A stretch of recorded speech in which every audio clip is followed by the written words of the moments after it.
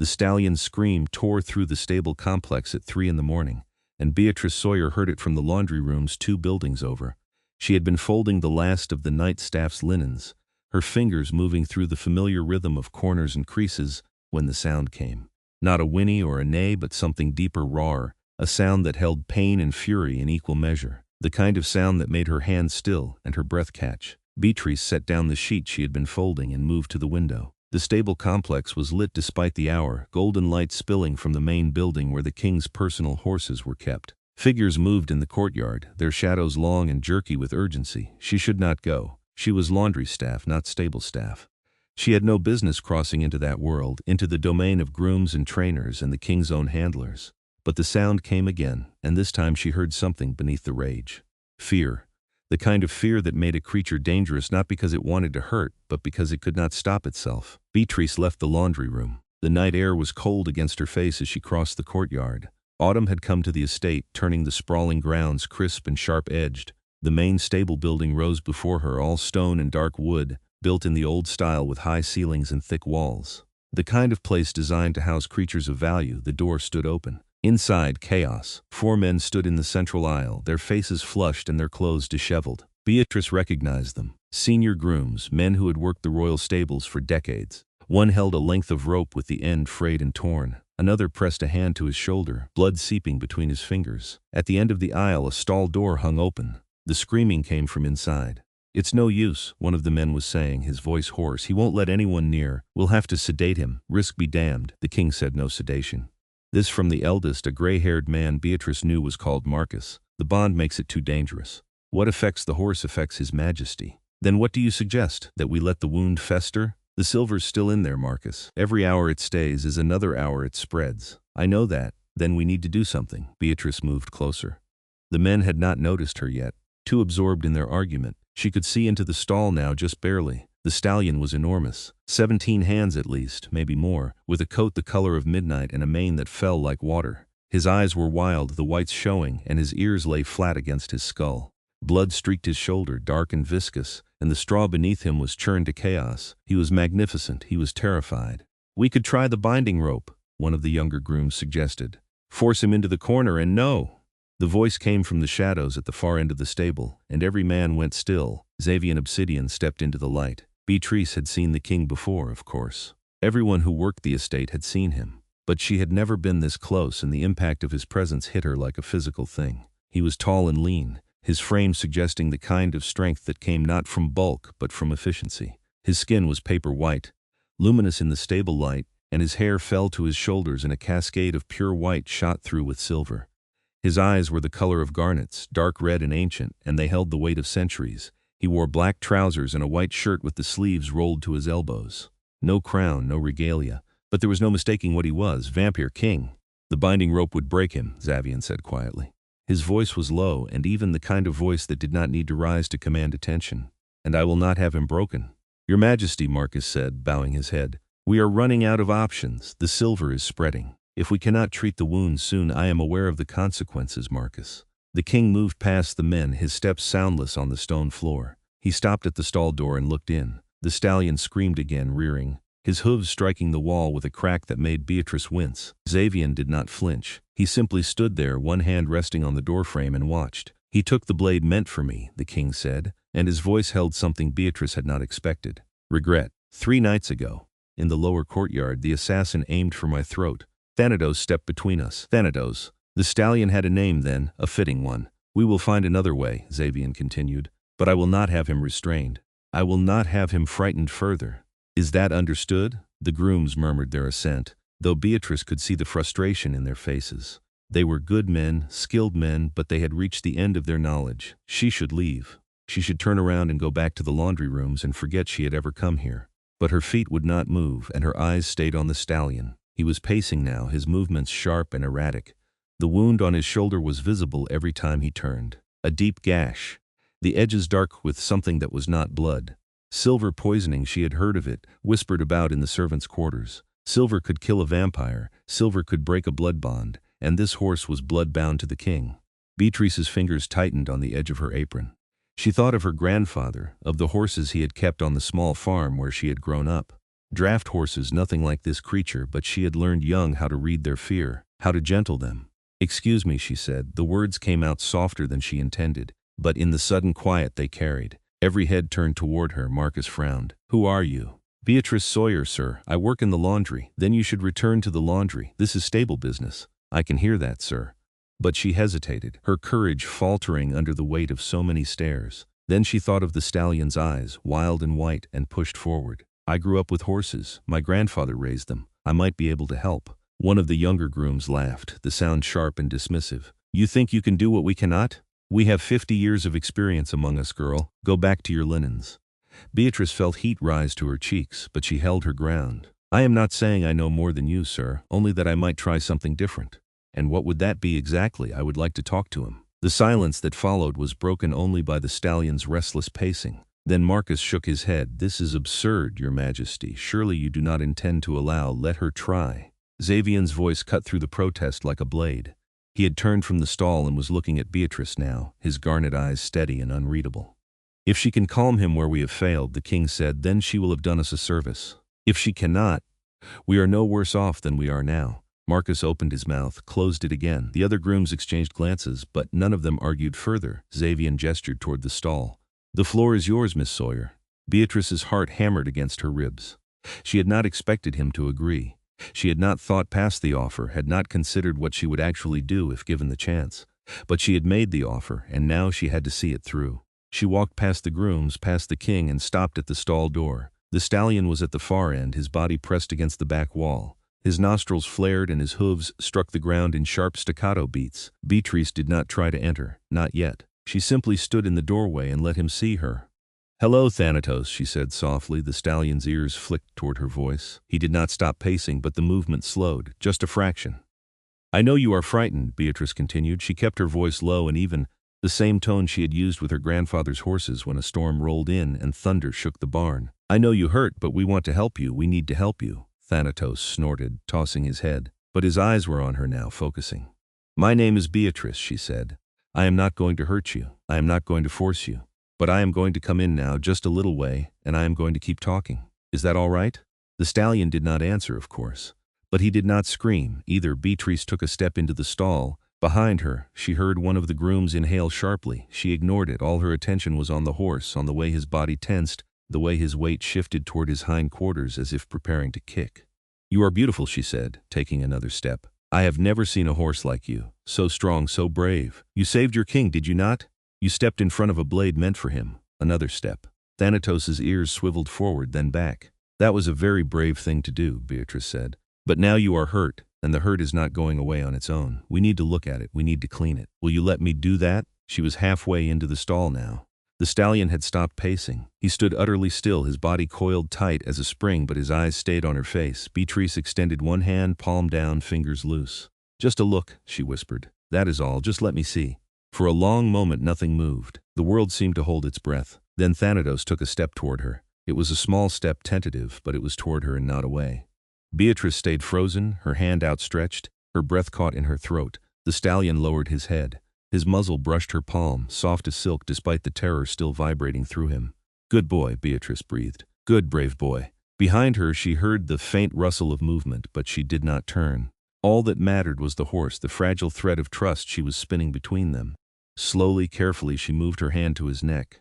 His coat was damp with sweat, the muscles beneath twitching under her touch. She stroked him gently, murmuring nonsense words, and felt the tension begin to ease. "That is it," she said. "That is it. I am not going to hurt you." She shifted her position, moving toward his shoulder. The wound was worse up close. The gash ran deep, and the edges were discolored, a sickly gray-green that spoke of infection and poison both. She could see the glint of silver embedded in the tissue, a shard of blade that had broken off and lodged itself in the muscle. "I see it," she said quietly, her voice steady despite the nausea rising in her stomach. "I see what is hurting you." Thanatos turned his head, his large eye fixing on her. There was intelligence in that gaze and something else. Pleading. "I am going to help you," Beatrice promised. "I swear it." She stepped back, slowly, and the stallion let her go without protest. When she turned toward the door, she found Xavian standing just outside the stall, his expression unreadable. "He will let me touch him," Beatrice said. Her voice shook slightly, the adrenaline catching up with her now that the moment had passed. "But the wound needs to be cleaned and the silver needs to come out. I will need supplies." Marcus stepped forward, his earlier skepticism replaced by something that looked like cautious respect. What do you need? Clean water, boiled if possible. Soft cloths. Honey, if you have it. And something to draw out the silver. Drawing out silver is not a simple matter, Marcus said. It resists extraction. It resists everything except gold, Xavian said quietly. Every eye turned to him. The king reached up and unfastened the chain around his neck. A pendant hung from it, a simple disc of pure gold etched with symbols Beatrice did not recognize. Gold draws silver, Xavian said. It is an old law, one of the first. If you press gold to a silver wound, the silver will leach toward it. He held the pendant out to Beatrice. She took it, the metal warm from his body, and felt the weight of what he was offering. This was not just jewelry. This was something personal, something that held meaning. Thank you, Your Majesty, she said. Xavian inclined his head, the gesture slight but unmistakable. Thank you, Miss Sawyer. The grooms brought the supplies quickly, and Beatrice set to work. The stable fell into a hushed quiet, the kind that came when everyone was watching something they could not quite believe. She worked slowly, methodically, her hands steady despite the enormity of what she was doing. She cleaned the wound first, using the warm water and soft cloths to wash away the blood and grime. Thanatos stood still under her touch, though she could feel the tremors running through him every time she pressed too close to the injury. I know, she murmured. I know it hurts, but we are almost there. When the wound was clean, she pressed the gold pendant against it. The effect was immediate. The silver shard began to move, rising toward the surface like a splinter working its way out. Thanatos shuddered, a low groan rumbling through his chest, but he did not pull away. Almost, Beatrice whispered. Almost there. The silver broke the surface, and she used a pair of tweezers Marcus had provided to grip it and pull. It came free with a sickening wet sound, and fresh blood welled in the wound. But it was clean blood now, red and bright, not the dark sluggish stuff that had been there before. Beatrice packed the wound with honey, the way her grandfather had taught her, and wrapped it in clean linen. When she was finished, she stepped back and let out a long, shaky breath. It is done, she said. Thanatos turned his head and nuzzled her shoulder, the gesture so gentle it made her throat tighten. She stroked his neck, her eyes burning with unexpected tears. You are very brave, she told him. The bravest horse I have ever met. When she finally left the stall, she found Xavian waiting for her. He had not moved, had not spoken, but she felt the weight of his attention like a physical thing. You have my gratitude, Miss Sawyer, the king said. His voice was quiet, formal, but there was something beneath it that made her look up. Their eyes met, garnet and brown, and for a moment the world narrowed to just the two of them. Then Marcus cleared his throat, and the moment broke. The wound will need to be cleaned and repacked daily, Beatrice said, turning to the groom, for at least a week, maybe longer, and someone will need to watch for signs of infection. I will see to it, Marcus said. No, Xavian said. Everyone looked at him. Miss Sawyer will see to it, the king continued. She is the only one Thanatos has permitted to touch him. She will continue the treatment. Beatrice's eyes widened. Your Majesty, I am not qualified. You are the most qualified person here, given the circumstances. Xavian's tone left no room for argument. You will be paid for your time, of course, and you will have access to the stables whenever the work requires. He turned to Marcus. See that she has everything she needs. Marcus bowed. Yes, Your Majesty. Xavian looked at Beatrice once more, and this time she thought she saw the faintest hint of something in his expression. Relief, perhaps, or gratitude deeper than words could hold. Until tomorrow night, Miss Sawyer, he said. Then he turned and walked away, his footsteps silent on the stone floor, and Beatrice was left standing in the middle of the stable with her heart racing, and her hands still trembling from what she had done. The next night, Beatrice returned to the stables at midnight. She had spent the day in a daze, going through the motions of her laundry work while her mind spun with the memory of the Stallion's trust, the king's garnet eyes, the weight of the gold pendant in her hand. She had returned the pendant to Marcus before leaving, but she could still feel the warmth of it against her palm. The stable was quieter tonight. A single lamp burned in the central aisle, casting long shadows across the walls. Beatrice carried her supplies in a basket: fresh water, clean cloths, a small jar of honey. Marcus had left everything else she needed in a trunk outside Thanatos' stall. The stallion was awake when she entered. He turned his head toward her and nickered softly, a sound of recognition. Hello, Thanatos, Beatrice said, smiling despite her nervousness. I told you I would come back. She let herself into the stall and set down the basket. Thanatos moved toward her immediately, pressing his nose to her shoulder in greeting. She stroked his neck, feeling the warmth of him, the solidness. Let me see the wound, she murmured. The bandage was still in place, but it needed changing. She unwrapped it carefully, examining the gash beneath. It looked better than it had the night before. The edges were clean, and there was no sign of the gray-green discoloration. But it was still deep, still angry. She set to work cleaning it, her movements efficient and gentle. Thanatos stood still, his breathing slow and even. He trusted her now, she realized, completely. You saved his life, a voice said from the stall door. Beatrice jumped, nearly dropping the cloth in her hand. She turned to find Xavian standing in the doorway, his white hair gleaming in the lamplight. Your Majesty, she said, dipping her head, I did not hear you approach. Few do. Xavian stepped into the stall, his movements fluid and precise. How is he? Better, I think. The wound is healing cleanly, no sign of infection, good. The king moved to Thanatos' other side and placed a hand on the stallion's neck. The gesture was casual, familiar, the kind of touch that spoke of years of companionship. He has been with me for a very long time, Xavian said quietly. Longer than most of my court. Longer than many of my advisors. How long? Beatrice asked, then caught herself. Forgive me, Your Majesty, I should not pry. It is not prying. Xavian's lips curved slightly, not quite a smile but close. 340 years, give or take a decade. Beatrice's hands stilled. 300. She looked at the stallion with new eyes. But that is impossible. Horses do not live that long. They do not under normal circumstances. But Thanatos is bloodbound to me.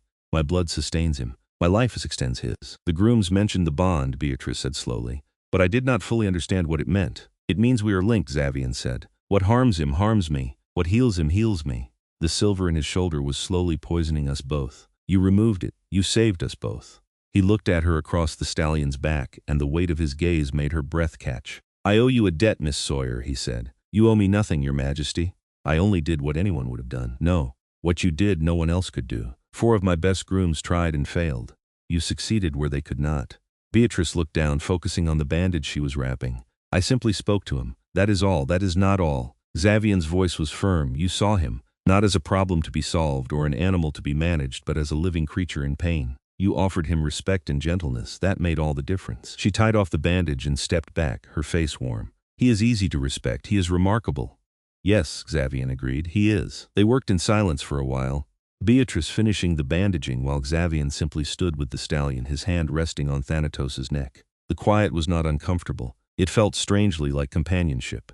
May I ask you something, Miss Sawyer? Xavian said eventually. Of course, Your Majesty. Why did you come to the stable that night? It was not your responsibility. You could have ignored the noise and returned to your work. Beatrice considered the question. I heard him screaming, she said finally, and I heard the fear in it. I could not ignore that. Most would have. Then I am not most people. The words came out with more confidence than she felt, and she immediately regretted them. But when she glanced up, Xavian was watching her with something that looked like approval. No, he said quietly. You are not. Beatrice gathered her supplies, her heart beating too fast. I should go. The wound will need cleaning again tomorrow night. I will be here, Xavian said. She paused at the stall door. You do not need to attend every treatment, Your Majesty. I am sure you have more important matters. There is nothing more important than Thanatos, Xavian said simply, and nothing more important than ensuring his care continues properly. His eyes met at hers, and she saw the truth in them. This was not just duty. This was love. The kind of love that spanned centuries and did not waver. I understand, Beatrice said softly. Then I will see you tomorrow night, Your Majesty. Xavian, he said. She blinked. I beg your pardon. When we are here in the stable, you may call me Xavian. The formality is unnecessary. Beatrice's throat went dry. I do not think that would be appropriate, Your Majesty. I am giving you permission. That makes it appropriate. She could not argue with that logic, though every instinct screamed that calling the Vampire King by his given name was a terrible idea. But he was watching her expectantly, and she found she could not refuse. Very well, she said. Xavian. His name felt strange on her tongue, intimate, dangerous. Xavian inclined his head, a gesture that was almost courtly. Until tomorrow night, Beatrice. He used her name too, and the sound of it in his low, even voice made something flutter in her chest. She fled before she could say something foolish. Over the following week, a pattern emerged. Beatrice would arrive at the stables at midnight carrying her basket of supplies. Xavian would be waiting, standing in the central aisle or sometimes already in Thanatos' stall, speaking to the stallion in a language Beatrice did not recognize. She would clean the wound, repack it with honey, and wrap fresh bandages while Xavian watched in silence. Then they would talk. It started with simple things. Questions about Thanatos' care, observations about the weather, comments on the estate. But gradually the conversations deepened. Where did you grow up? Xavian asked one night as Beatrice wrapped the bandage around the stallion's shoulder. A small village north of here, she said. My grandfather had a farm. Nothing grand, but it was home. And your family? Gone. The word came out flat, emotionless. She had said it so many times it had lost its weight. My grandfather passed 5 years ago. My parents died when I was young. I do not remember them. I am sorry. It was a long time ago. Beatrice tied off the bandage and stroked Thanatos's neck. I came to the estate looking for work. The laundry mistress took me on. I have been here ever since. Do you like the work? The question surprised her. No one had ever asked her that before. Work was work. You did it because you needed to eat, not because you liked it. It is fine, she said. Honest, steady, that is not the same as liking it. Beatrice met his eyes, those strange garnet depths. Do you like being king? The corner of Xavian's mouth lifted. That is a complicated question. So is yours. Touché. He leaned against the stall wall, his posture relaxed in a way she had not seen before. I like certain aspects of it. I like the ability to protect those under my rule. I like having the resources to preserve what is worth preserving. He glanced at Thanatos. But I do not like the politics, the endless games. The need to be constantly vigilant. That sounds exhausting. It is, but it is also necessary. Beatrice finished her work and gathered her supplies. You care about your people. That is more than many rulers can say. I have had a long time to learn how to care, Xavian said, and an equally long time to learn the cost of not caring. There was something in his voice, a shadow of old pain, and Beatrice found herself wanting to ask. But she did not. Some wounds were too deep to probe, even with the gentlest touch. Another night, Xavian asked about her grandfather. What was he like? Beatrice smiled, the expression genuine and unguarded. Kind. Patient. He taught me everything I know about horses. He said they were honest creatures. They did not lie or play games. If you earned their trust, they gave it completely. He sounds wise. He was. Her smile faded slightly. He wanted me to take over the farm when he was gone. But there were debts. The land had to be sold. I had nothing left but what I could carry. And yet you did not grow bitter. What would be the point? Bitterness does not pay debts or bring back the dead. She glanced at Xavian. Besides, if I had stayed, I would never have met Thanatos or you. The words hung in the air between them, heavier than she had intended. Xavian's eyes held hers, and for a moment she thought she saw something flicker in their depths. Something warm and almost vulnerable. Then it was gone, and he straightened, his expression smoothing into its usual controlled calm. The wound is healing well, he said, his tone returning to neutral. You have done excellent work. Thank you, Beatrice said. Though the shift in conversation left her feeling oddly bereft, she left the stable that night with the sense that something had changed between them, though she could not name what. By the end of the second week, the wound had closed enough that Beatrice no longer needed to pack it with honey. She cleaned it carefully, applied a light salve, and wrapped it in a thinner bandage. Another few days and he will not need bandaging at all, she said. Xavian nodded. You have worked a small miracle, Beatrice, not a miracle. Just patience and time.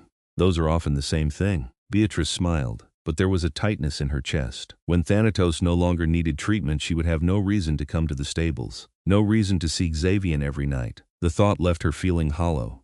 I will miss this, she said quietly. Xavian looked at her, his expression unreadable. As will I. She turned to face him fully, emboldened by the late hour and the intimacy of the stable. Why do you come every night? You could send Marcus or one of the other grooms to supervise. I come because Thanatos is important to me, Xavian said. And because he stopped, and for the first time since she had met him, he seemed uncertain. Because, Beatrice prompted. Xavian stepped closer. The space between them narrowed until she could see the fine details of his face. The sharp line of his jaw, the faint shadows beneath his eyes that spoke of centuries rather than sleepless nights, the way his white hair caught the lamplight and turned it silver. Because I find your company pleasant, he said finally. The word was so carefully chosen, so measured, that it made Beatrice want to laugh. But there was nothing funny about the way he was looking at her, the intensity of his focus. I find your company pleasant as well, she said, her voice barely above a whisper. Xavian reached out and brushed a strand of hair from her face, his fingers cool against her skin. You are not afraid of me, should I be? Most people are. I am not most people, Beatrice said, echoing the words she had spoken weeks ago. No, Xavian agreed, you are not. He leaned closer and Beatrice's breath caught. For a moment she thought he might kiss her. But then Thanatos shifted, breaking the moment, and Xavian stepped back. It is late, he said. You should rest. Beatrice nodded, though disappointment curled in her stomach. Good night, Xavian. Good night, Beatrice. She left the stable with her heart racing and her thoughts in chaos. She had not meant to develop feelings for him. She had not thought it was possible. He was a king and immortal, a creature so far beyond her reach it was laughable to even consider. But her heart did not care about logic or impossibility. It only knew what it wanted, and it wanted him. The third week brought a discovery that changed everything. Beatrice was cleaning the wound, now little more than a thin pink line across Thanatos's shoulder, when she noticed something odd. The angle of the scar did not match the angle she would have expected from an attack. She frowned, running her fingers along the line.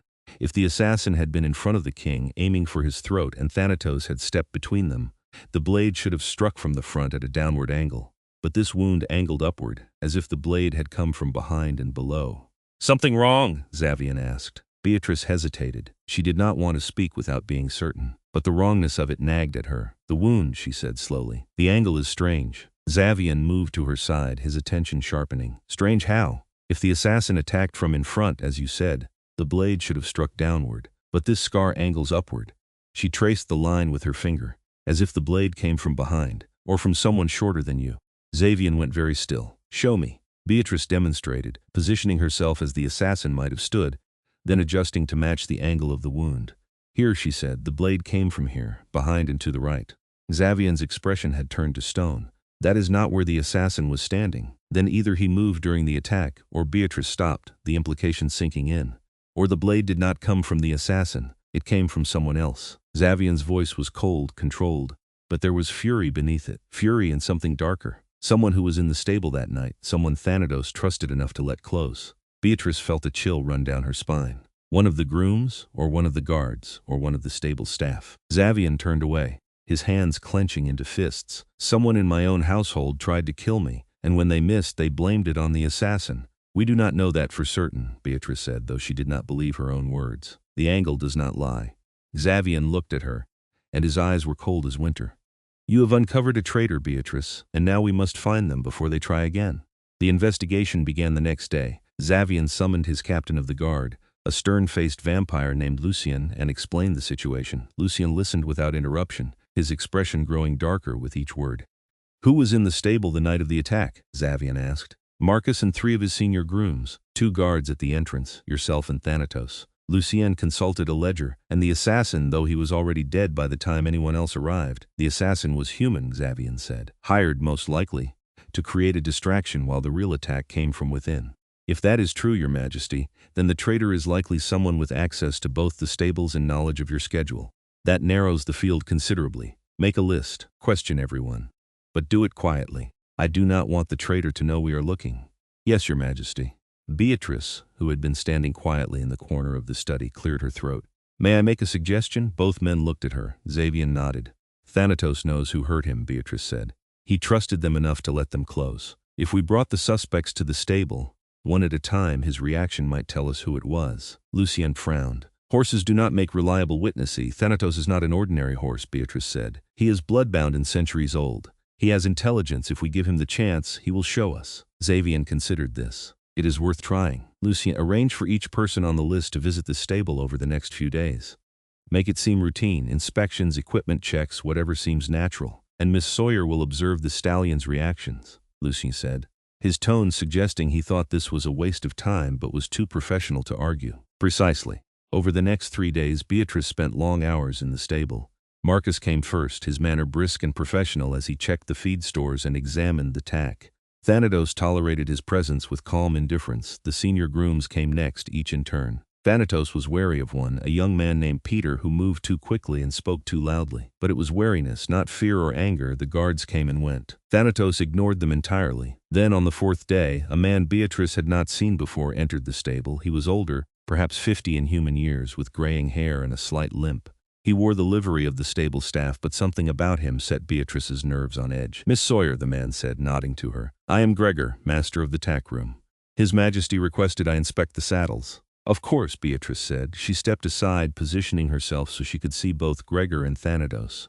Gregor moved through the stable with the ease of long familiarity. He examined saddles and bridles, making notes in a small book. But when he approached Thanatos' stall, the stallion's demeanor changed. His ears went back, his nostrils flared, and he began to pace, his hooves striking the ground in sharp, agitated beats. Gregor stopped. "What is wrong with him?" "I do not know," Beatrice lied. Her heart was pounding. "Perhaps he is restless today. He seems upset. He has been through a great deal. He is still recovering." Gregor watched the stallion for a moment longer, then turned away. "I will finish my inspection another time. I do not want to disturb him." He left, and Beatrice waited until his footsteps had faded before moving to Thanatos' stall. The stallion pressed his nose to her hand, trembling. "It was him," she whispered. "Was it not?" Thanatos tossed his head, the movement sharp and emphatic. "I will tell Xavian," Beatrice promised.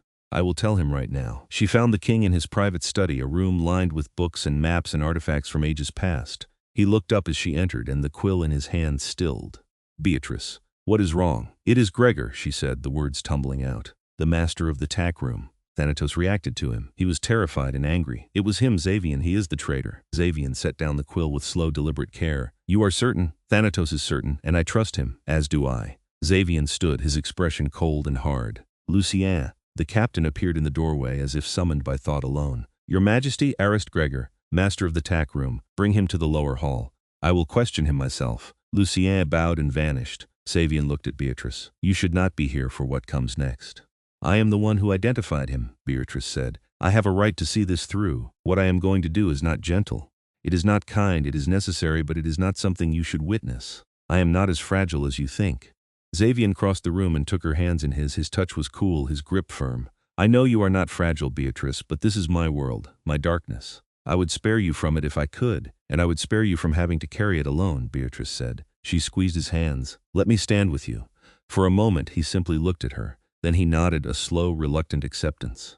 Very well, he said, but you will stay behind me. You will not interfere, do you understand? I understand. They went to the lower hall together, a cold stone chamber beneath the main estate that had once served as a dungeon.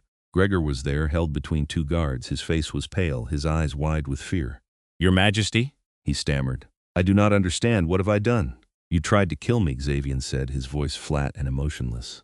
3 weeks ago in the lower courtyard. You hired a human assassin as a distraction, and while I was occupied, you drove a silver blade into Thanatos' shoulder. You meant it for me. The bond should have carried the poison through to me, and I would have died without anyone knowing the true source. Gregor's face crumpled. No, I would never. Do not lie to me. Xavian's voice dropped to a whisper, but it carried more menace than any shout. The angle of the wound proves it came from behind. Thanatos recognized you, and now you will tell me why, or I will rip the truth from your mind. Gregor sagged in the guard's grip. I had no choice, he said, his voice breaking. My son, they took my son. Xavian's expression did not change. Explain. A faction. Vampires who believe you are too lenient with humans. They said you were making the kingdom weak, that your policies would lead to our destruction. They took my son and said they would kill him unless I helped them. So you tried to kill me. I did not want to. Gregor's eyes filled with tears. I have served you for 30 years, your Majesty. I would never, but he is my son, my only child. What would you have done? Xavian was silent for a long moment. Then he said, I would have come to me. I would have asked for help. They said you would not care. They said you would sacrifice one life to protect your own. Then they lied, and you believed them. Xavian turned to Lucien. Find the son, bring him here. Alive, and Gregor, your Majesty? Xavian looked at the broken man before him. He will remain in custody until his son is safe. After that he will be exiled. He is no longer welcome in my kingdom. Gregor's face went slack with relief. Thank you, your Majesty, thank you. Do not thank me, I am not doing this for you. I am doing it because mercy is a strength, not a weakness, and because the ones who truly deserve punishment are the ones who manipulated you. He turned and walked away, his footsteps echoing in the stone chamber. Beatrice followed, her heart aching for the broken man they left behind. Outside the hall, Xavian stopped. He leaned against the wall and closed his eyes, and Beatrice saw the weariness in every line of his body. You did the right thing, she said quietly. Did I? He tried to kill me. By rights, I should have executed him. But you did not. Because you saw the truth, he is a victim, not a villain. Victims can still do terrible harm, yes, but punishing them does not undo the harm. It only creates more suffering. Beatrice stepped closer, close enough to touch him. You chose mercy. That takes more strength than vengeance. Xavian opened his eyes and looked at her. How do you do that? Do what? See the best in everything, even in me. I see what is there, Beatrice said, and what is there is worth seeing. Xavian reached out and cupped her face in his hand, his thumb brushing her cheek. You are extraordinary, Beatrice Sawyer. I am ordinary, she said, but I am yours. The words were out before she could stop them, and she felt heat flood her face. But she did not take them back. Xavian's eyes darkened. You should not say things like that. Why not? Because I might believe you. Good, Beatrice said. You should. He kissed her then, and it was nothing like she had imagined. It was not gentle or tentative. It was fierce and claiming, a kiss that tasted of centuries of loneliness and the sudden, overwhelming relief of finding someone who understood. Beatrice kissed him back with everything she had, her hands fisting in his shirt, her body pressing close. She felt the coolness of his skin, the solidness of him, and thought that she could stay here forever. When they finally broke apart, both of them were breathing hard. I should not have done that, Xavian said. I am glad you did. You are human, I am not. There are complications. I do not care about complications. Beatrice, I love you. She said it plainly, without artifice or hesitation. I do not know when it happened or how, but I do. I love you. Xavian stared at her and she saw the war playing out behind his eyes. Fear and hope, desire and doubt. I am a king, he said finally. I am immortal. You are neither of those things. I know. If you stay with me, you will face opposition. There are those in my court who would see you as a weakness to exploit. Then we will face them together. And when you grow old and I do not, then you can turn me. The words came out steady, certain. If you want me, Xavian, I am yours. For as long as you will have me. Xavian closed his eyes, and when he opened them again, they were bright with unshed tears. You would give up your humanity for me. I would give up anything for you. But I am not giving it up. I am choosing something better, a life with you. He pulled her close, burying his face in her hair. I do not deserve you. You are wrong, Beatrice whispered. You deserve everything. They stood there in the cold stone corridor, wrapped in each other, and Beatrice felt the last piece of her heart slot into place. Lucienne found Gregor's son 2 days later, held captive in a remote estate on the outskirts of the kingdom. The boy was unharmed, and the vampires who had taken him were arrested. Xavian dealt with them swiftly and without mercy, and the message was clear: treason would not be tolerated. Gregor was exiled as promised, his son returned to him. Beatrice heard later that they had gone south to a human city where they could start fresh. With the traitor uncovered and the threat neutralized, life at the estate began to settle back into its rhythms. But for Beatrice, everything had changed. She was no longer simply a laundry maid. Xavian had named her master of horse over the objections of Marcus and the other senior grooms. It was a title she had never imagined holding, and one she took seriously. She worked long hours in the stables, learning the care and management of the king's horses. Thanatos remained her primary charge, and the bond between them deepened. She understood now what Xavian had meant about the stallion's intelligence. Thanatos was no mere animal. He was a partner, a companion, a friend, and at night, when the work was done, she went to Xavian. They spent their evenings in his private chambers, talking and reading and simply being together. He told her stories of the centuries he had lived, of the kingdoms he had seen rise and fall, of the loves he had lost and the mistakes he had made. She told him about her grandfather, about the farm and the horses and the simple life she had left behind. She told him about her dreams, small and domestic though they were, a life of her own, a place to belong. You belong here, Xavian said one night as they sat by the fire in his study. With me. I want that, Beatrice said. But I want to be sure you want it too, not because I am convenient or because I can care for Thanatos, but because you love me. Xavian set down the book he had been reading and turned to face her. I love you, Beatrice. I have loved you since the night you stepped into that stall and spoke to Thanatos as if he were a person, not a problem. You are brave and kind and stubborn and entirely too good for me. But I love you, and I will spend the rest of my existence proving it. Beatrice's eyes filled with tears. That is all I needed to hear. He kissed her then, slow and deep, and she felt the promise in it, a promise of forever. 6 months later, Beatrice stood in Xavian's chambers and made her choice. The turning was not something to be done lightly. Xavian had explained the process in detail, the pain and the danger, the irreversible change it would bring. He had given her every opportunity to walk away, but Beatrice did not walk away. She wanted this. She wanted him. She wanted the life they could build together, a life that spanned centuries instead of decades.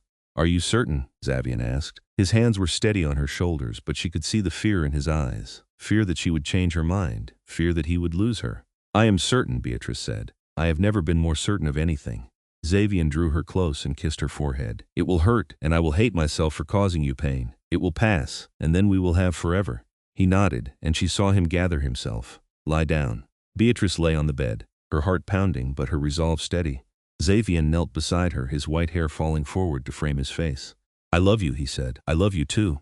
He bit his own wrist first, letting his blood well dark and rich. Drink, he said, holding it to her lips. Beatrice drank. The blood was cool and metallic, and it burned as it went down. She felt it spread through her veins like fire, igniting every nerve. Then Xavian bent his head to her throat, and she felt the sharp sting of his fangs. The pain was immediate and overwhelming, but she did not cry out. She held on to him, trusting him completely. The world began to dim. She felt herself falling, spiraling down into darkness. But Xavian's voice followed her, steady and sure. Stay with me, Beatrice. Stay with me. She clung to the sound of his voice and fought her way back. When she opened her eyes again, the world had changed. Everything was sharper, brighter, more vivid. She could hear the rustle of fabric, the whisper of breath, the distant sound of hoofbeats from the stables. She could smell the night air, rich with earth and rain and life. And she could feel Xavian not just beside her but in her, a presence that thrummed through her veins like a second heartbeat. Beatrice? His voice was tentative, almost afraid. She sat up, her movements fluid and easy. I am here. Xavian's face broke into a smile, and it was like the sun breaking through clouds. You are here. He pulled her into his arms, and she felt the cool strength of him, the solidness. She was like him now, immortal, powerful, changed, but she was still herself, still Beatrice. "How do you feel?" Xavian asked. "Alive," she said, and laughed at the irony. "More alive than I have ever been." They spent the next weeks adjusting to her new existence. Xavian taught her how to manage the thirst, how to control the strength, how to navigate the world as a vampire. It was not always easy. There were moments of frustration, moments when the hunger threatened to overwhelm her, but Xavian was patient and Beatrice was determined. She learned quickly, adapting to her new nature with the same quiet competence she had shown in everything else, and through it all their love deepened. They were bound now, not just by affection but by blood and eternity. Beatrice could feel him in her veins, a constant presence that comforted and grounded her. She was his, and he was hers. 1 year after the night Thanatos had been wounded, Xavian took Beatrice to the coast. They rode together, Xavian on Thanatos and Beatrice on a gray mare named Selene. The rest of the herd ran loose around them, freed for the evening to stretch their legs and feel the wind. The sun was setting, painting the sky in shades of gold and crimson. Beatrice watched it, marveling at the beauty. She did not burn in the light anymore, not with Xavian's blood sustaining her. She was free to see the world as it truly was, not hidden in shadow. "This is where I come when I need to think," Xavian said, dismounting. He offered her his hand and she took it. The sea has a way of putting things in perspective. Beatrice looked out at the endless expanse of water. "It is beautiful." "Yes." But Xavian was not looking at the sea. He was looking at her. She turned to face him and he took both her hands in his. "I have lived a very long time," Xavian said. "I have seen empires rise and fall. I have loved and lost and learned to guard my heart. I thought I was done with that part of my life. I thought I would spend the rest of my existence alone, with only Thanatos for company, and then—" Beatrice prompted, her voice soft. "And then a shy maid walked into my stable and whispered to my wounded stallion, and everything changed." He reached into his pocket and pulled out a ring. It was simple, a band of silver set with a single deep red stone, a garnet the color of his eyes. "I know we are already bound," Xavian said, "but I want this too. I want the mortal tradition, the human promise. Beatrice Sawyer, will you marry me?" Beatrice's eyes filled with tears, but she was smiling. "Yes, yes, 1,000 times yes." He slid the ring onto her finger and it fit perfectly. Then he kissed her and the world fell away. Behind them, Thanatos nickered, as if in approval. The herd shifted and moved, their hoofbeats a rhythm on the sand. "We should head back before full dark," Xavian said eventually, though he made no move to let her go. "We should," Beatrice agreed. But she kissed him again anyway. They rode back slowly, side by side, the herd flowing around them like a river.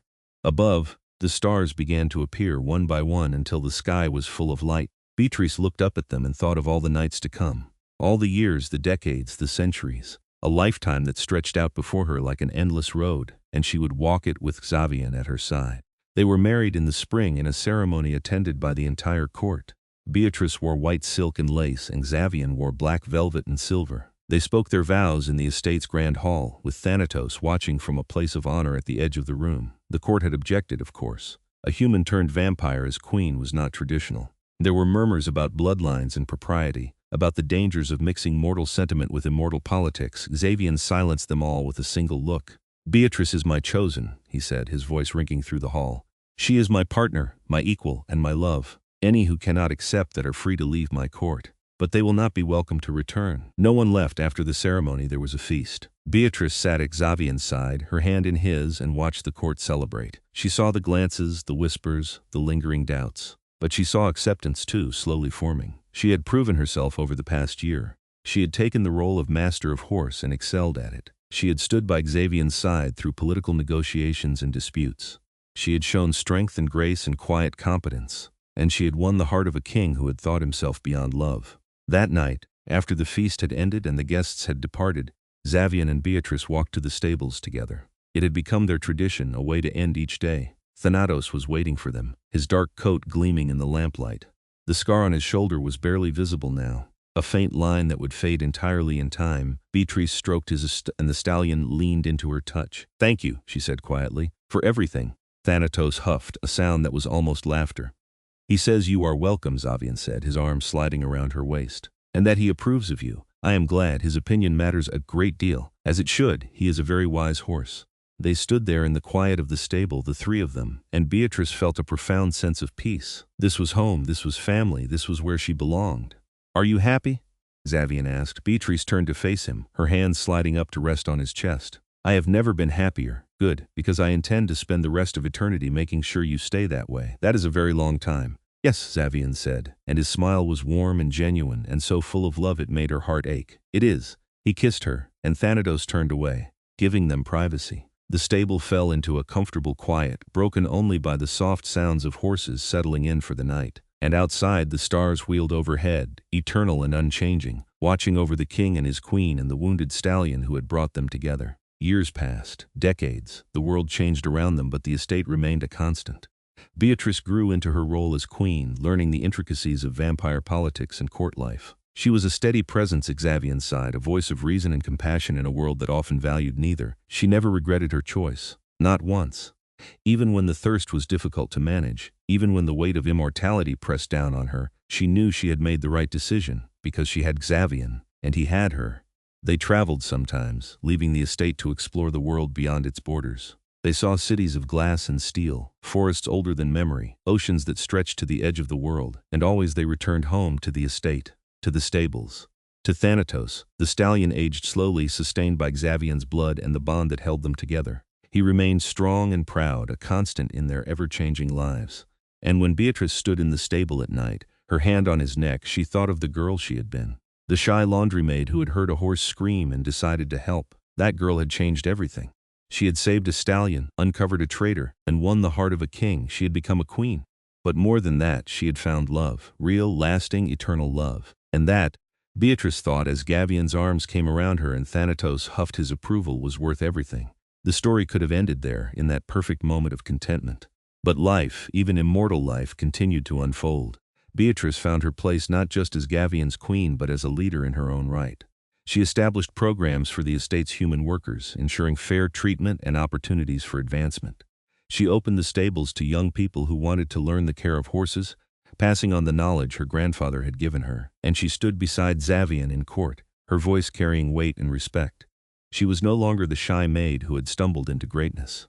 She was a queen in truth, confident and capable, but she never forgot where she had come from. She still spent time in the laundry rooms, talking with the staff there. She still worked in the stables, her hands caring for the horses she loved. She remained grounded, humble, real. And Xavian loved her all the more for it. One evening, 50 years after their wedding, they stood together on the coastal road where he had proposed. The herd grazed around them, Thanatos at the center like a patriarch watching over his family.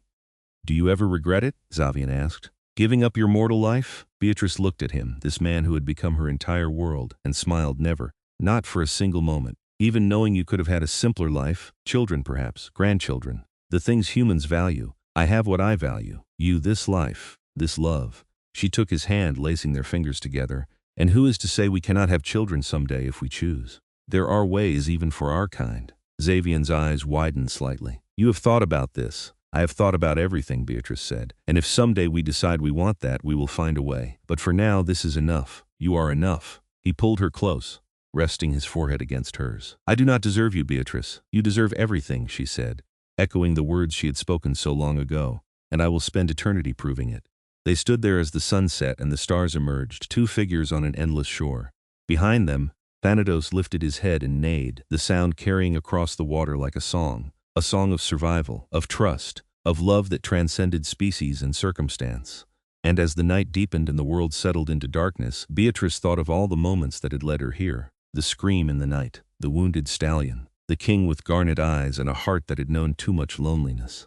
She thought of how one choice, one act of compassion could change everything, and she knew, with absolute certainty, that she would make the same choice again, 1,000 times over, in every lifetime, in every world, because this was where she belonged, with Xavian, with Thanatos, with the life they had built together. Forever the years continued to pass, each one adding another layer to the story of the vampire king and his queen. But the foundation remained unchanged. A wounded stallion who had let no man near until a shy maid whispered to him, and in doing so, whispered her way into a king's heart. It was a love story written in blood and trust, in quiet moments and grand gestures, in the space between mortal and immortal where two souls found their perfect match. And it was a love that would last as long as the stars themselves burned in the night sky. Whole, eternal, the end came not with drama but with peace. Not with an ending but with a promise of endless beginnings. Beatrice and Xavian ruled their kingdom with wisdom and compassion. Thanatos lived on, sustained by the bond and the love of those who cared for him. And the estate thrived, a place where humans and vampires coexisted in harmony. It was not always easy. There were challenges, conflicts, moments of doubt. But they faced them together, and together they prevailed. And every night, no matter what the day had brought, they returned to the stables, to the place where it had all begun, to the stallion who had brought them together and the love that had grown from his wounded trust. It was there, in the quiet of the stable, with the horses shifting in their stalls and the night air cool and clean, that Beatrice felt most at home. "Thank you," she whispered to Thanatos one night, her hand resting on his neck. "For everything." The stallion turned his head and looked at her with eyes that held centuries of wisdom. And in that gaze she saw understanding. He had saved Xavian that night in the courtyard, stepping between him and a blade meant to kill. But in doing so, he had saved them both. He had brought them together, two lonely souls who had found in each other a love worth living for, worth dying for, worth eternity for. Xavian came up behind her, his arms wrapping around her waist. "What are you thinking?" "That we are very lucky," Beatrice said. "All of us." "Yes," Xavian agreed. "We are." They stood there in the lamplight, wrapped in each other and the peaceful sounds of the stable. Outside, the world continued its endless turning. But here, in this moment, everything was exactly as it should be: a king, a queen, a stallion, and a love that had conquered fear, betrayed, and time itself. The story that had begun with a scream in the night had become a symphony of belonging. And as Beatrice closed her eyes and leaned back against Xavian's chest, she knew with absolute certainty that this was only the beginning. There would be more challenges, more adventures, more nights like this one, quiet and perfect and utterly complete. But they would face them together as they had faced everything else. And that was all that mattered. The horses settled, the lamp burned low, and in the heart of the stable, three souls, one human born, one ancient and immortal, one blood-bound and eternal, found their peace. Together. Forever, the stars wheeled overhead, bearing witness to a love that had begun in shadow and blossomed into something bright and enduring. A love built on trust, sustained by devotion, and sealed with the promise of eternity. And in the stable, where a wounded stallion had once screamed his fear and pain, there was only contentment now. Only the gentle breathing of horses, the whisper of hay, and the quiet murmur of two voices speaking words of love. It was enough. More than enough, it was everything.